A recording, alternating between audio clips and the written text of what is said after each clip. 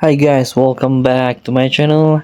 Today I'm going to show you how you can get some rare and epic rewards from the newest events of this season. So what you need to do is tap the events banner at the left of your screen. Tap the feature. As you can see, this one, Futuristic Fight.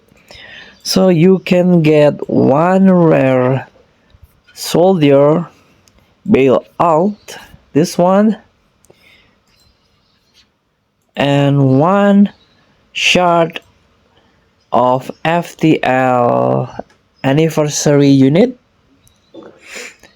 So you have to collect until 100 to get this shard and craft to the one epic soldier. So what you need to do is complete the task of this event. For example, win 3 matches in multiplayer match, earn 5 medals in Kurohana Metropolis new map, and play 10 matches in Kurohana Metropolis map. So, what are you waiting for? Just play the game and redeem the rewards.